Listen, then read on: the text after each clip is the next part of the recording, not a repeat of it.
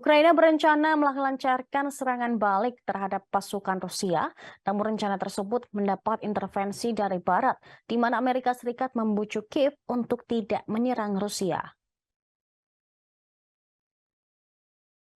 Serangan tersebut sebagai peringatan dimulainya konflik tahun ini. Tetapi Washington Post melaporkan ide itu tidak digubris setelah intervensi AS.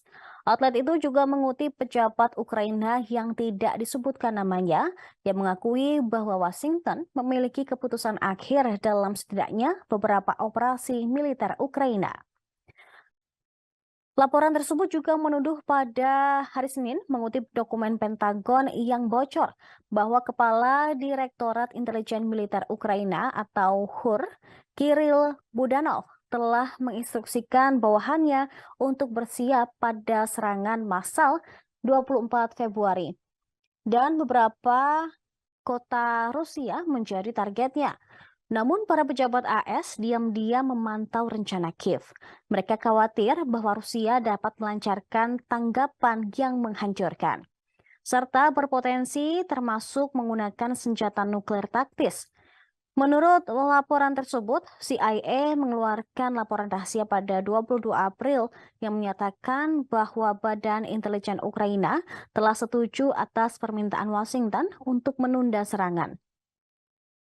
Dilaporkan pejabat Ukraina telah lama secara pribadi mengatakan bahwa Amerika Serikat memiliki kendali de facto atas beberapa operasi militer.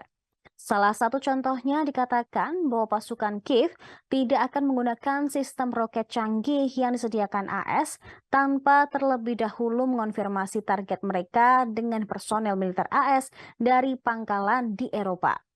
Surat kabar tersebut menyatakan tidak jelas pejabat mana yang sebenarnya telah campur tangan untuk menghentikan serangan ulang tahun yang direncanakan. Tetapi mencatat bahwa Washington telah memerintahkan warganya untuk meninggalkan Rusia pada pertengahan Februari, menunjukkan bahwa AS menganggap serius dugaan rencana Ukraina.